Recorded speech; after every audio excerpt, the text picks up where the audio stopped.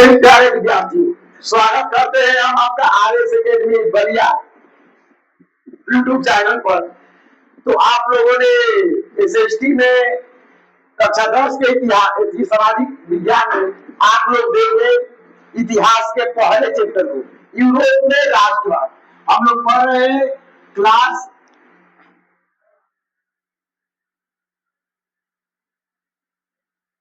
10 का एसएसटी।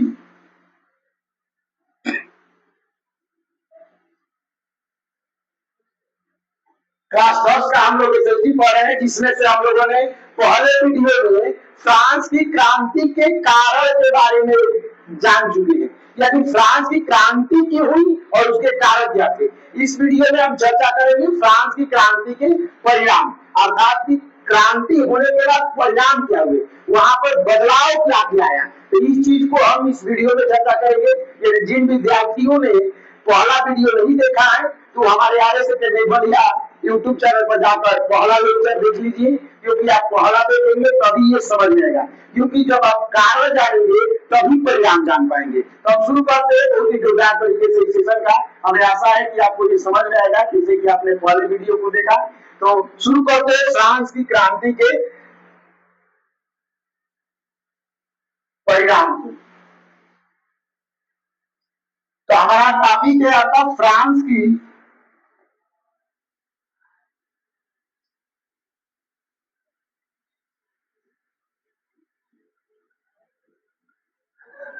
क्रांति के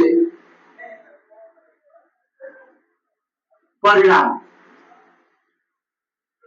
यानी कि क्रांति के बाद फ्रांस में क्या परिणाम होता है। तो क्रांति के बाद फ्रांस में ये परिणाम होता है बाबू कि वहां पर सबसे पहले ये होता है कि वहां पर सामाजिक समानता आ जाती है। सामाजिक समानता आ जाती है, सामाजिक समानता हो जाती है, यानी कि सब लोग एक बराबर रहते हैं। बाकी कम विस्तार से चर्चा करेंगे, लेकिन पहले एक चीज को जान लेते हैं। इसके बाद दूसरा चीज पर होता है कि वहां पर आपको धार्मिक समानता आ जाती है। धार्मिक समानता, धार्मिक समानता हो जाती है। इसके बाद से तीसरा का परिणाम ये हुआ कि वहां पर राजतंत्र का अंत हो जाता है। राजतंत्र का अंत हो जाता है। इसके बाद से 4 नंबर में आपका हुआ कि वहां पर जमींदारी प्रथा खत्म हो जाती है। जमींदारी प्रथा का अंत,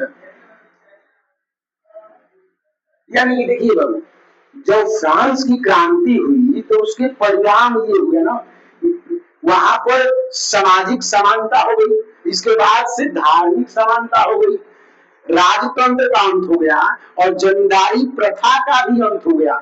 यानी कि यहाँ पर कुछ बदलाव वहां के समाज में हो गया। एक एक टॉपिक को विस्तार से जानते हैं। तो पहले हम जानेंगे सामाजिक समानता।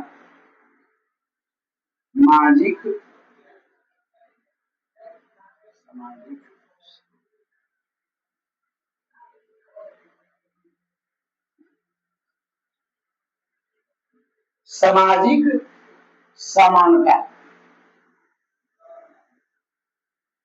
यहाँ पर लिखेंगे कि फ्रांस की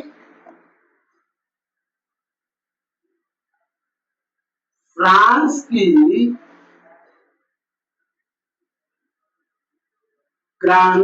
के बाद, फ्रांस की क्रांति के बाद वहां पर सभी एक स्टेट को समाप्त करके सभी समुदाय के लोगों को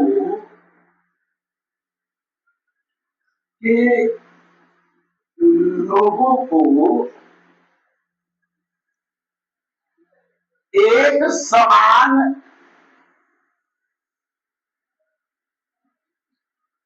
कर दिया गया। देखिए ये हुआ ना कि जैसे ही फ्रांस की क्रांति होती है तो वहां पर समाज में दोष था। समाज में ये दोष था कि वहां पर तीन तरह के स्टेट थे, यानी समाज फ्रांस का तीन तरीकों से बटा हुआ था। और क्रांति हुई तो क्या हुआ कि फ्रांस की क्रांति के बाद वहां पर सभी स्टेट को समाप्त कर दिया गया और सभी समुदाय के लोग एक समान हो गए। आप अमीर हो, गरीब हो या किसी भी चीज से आते हो, तो आपको एक समान मौका मिलेगा। और इस फ्रांस की क्रांति की सामाजिक समानता यही हुई कि सभी समाज में सभी लोगों को एक समान कर दिया गया। तो ये पहला कारण, पहला परिणाम हुआ। तो इस चीज को आप बेहतर से समझ गए होंगे बाबू कि समाज में जो भिन्नताएं फैली हुई थी उस चीज को समाप्त कर दिया गया। इसके बाद से दूसरा कारण, दूसरा परिणाम ये हुआ, दूसरा परिणाम था धार्मिक समानता। धार्मिक समानता,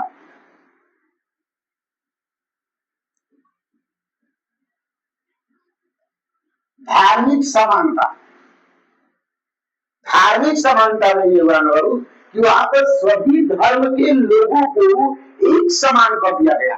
कोई भेदभाव किसी से नहीं करेगा, सभी लोग एक बराबर रहेंगे, सभी लोग एक साथ चर्च में जाकर प्रार्थना करेंगे, किसी से कोई भेदभाव नहीं करेगा। और वहां पर फ्रांस की क्रांति के बाद यही परिणाम हुआ कि परिणाम ये हुआ, फ्रांस की क्रांति के बाद सभी धर्म के नागरिकों को चर्च में प्रार्थना के लिए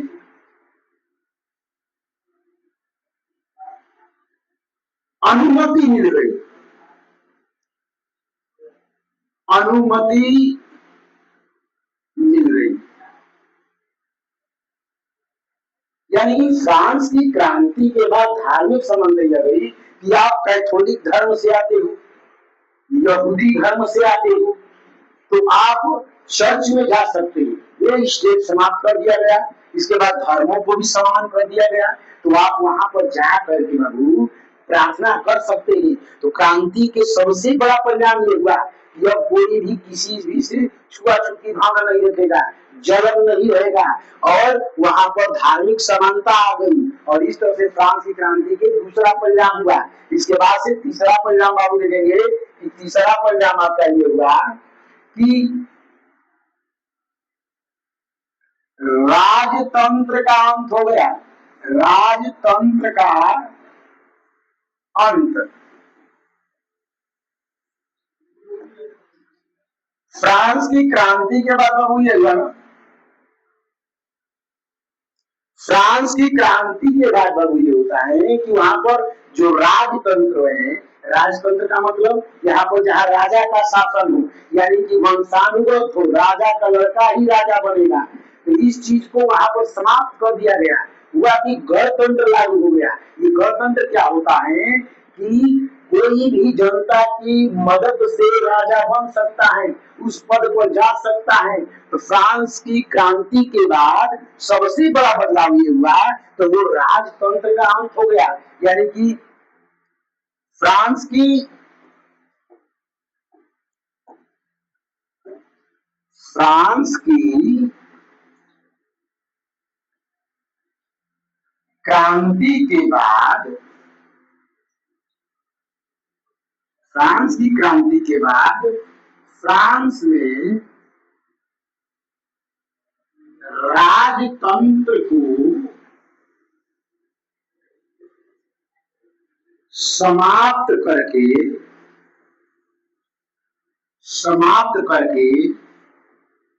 गणतंत्र लागू कर दिया गया।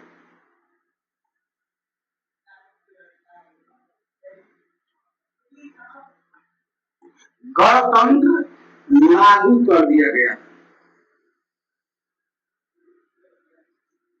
लागू कर दिया गया। कोई भी नागरिक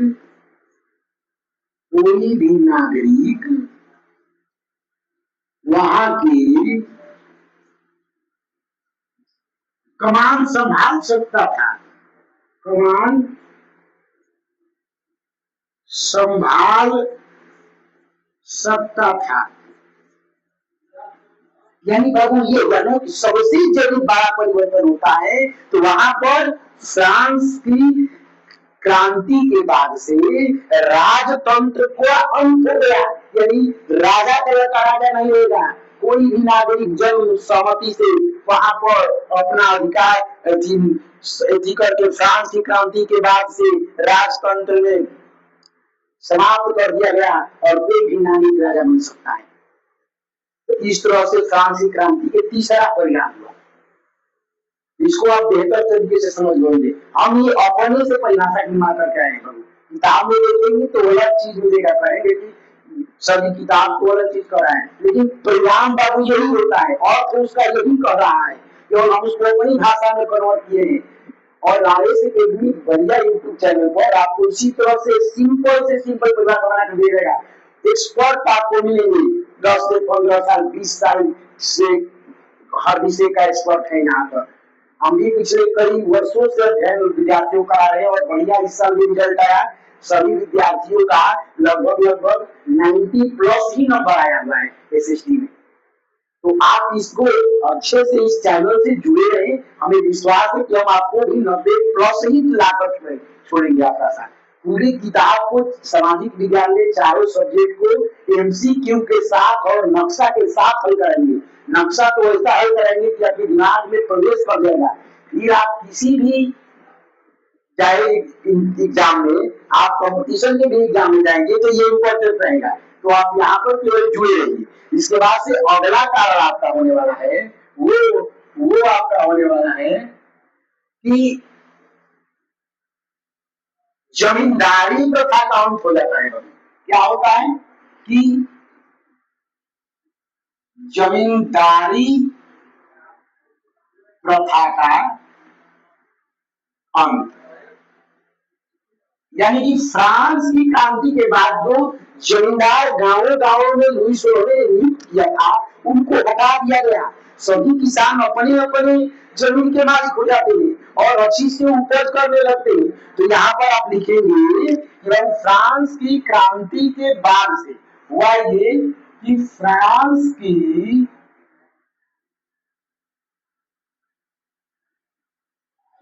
क्रांति के बाद, फ्रांस की क्रांति के बाद जमींदारी प्रथा का अंत हो गया।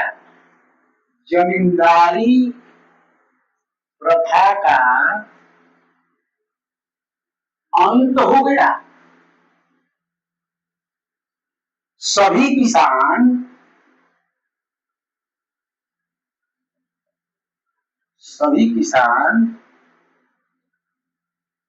अपने अपने जमीन के मालिक बन गए।